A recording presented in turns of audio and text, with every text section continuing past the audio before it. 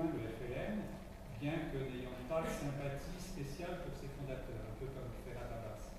Et vis-à-vis de la Fédération de France, c'est lui qui transmet par ses réseaux professionnels de notaires l'argent, ou une grande partie de cet argent, des collectes effectuées par le FLN en Algérie, pour qu'il arrive aux différentes wilayas de l'Algérie.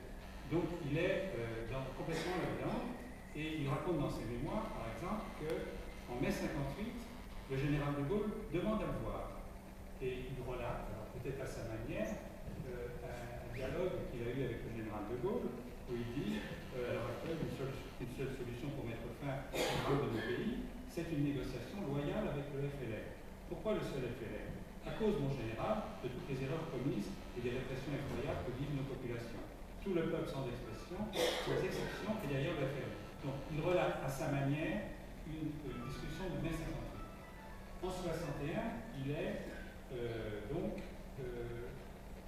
celui qui contribue à cette transmission, il en lien avec les gens du FLN, et il raconte comment en septembre 61, quelques temps avant la manifestation, il est à nouveau repris par le général de Gaulle. Il voyait régulièrement, comme le général de Gaulle voyait Jean Amouche, par exemple, également.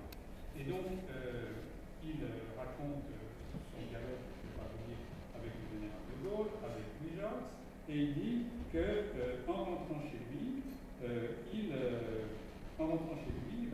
à minuit, on sonna à ma porte, je me demandais qui pouvait me déranger par ailleurs, on me prend la porte, je vis sur le perron, un commissaire de police accompagné de 3 collaborateurs. Donc, etc. Donc il est arrêté à ce moment-là. Il est arrêté, mais d'une part, il avait ses entrées à l'Élysée, d'autre part, il est arrêté par les policiers français. Donc, à mon avis, il y avait à l'époque de fortes dissensions, différences de sensibilité au sein même du gouvernement français. Et notamment, ça pose le problème des relations entre le général de Gaulle et Michel Debré, Premier ministre, et des accords de Michel Debré avec l'organisation de la politique guerrière du général de Gaulle à partir de l'ouverture des négociations des liens en mai 61.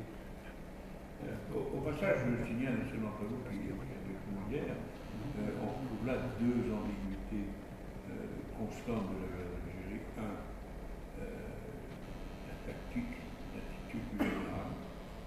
Il y a mai 58, mais il y a aussi la relation avec Fares.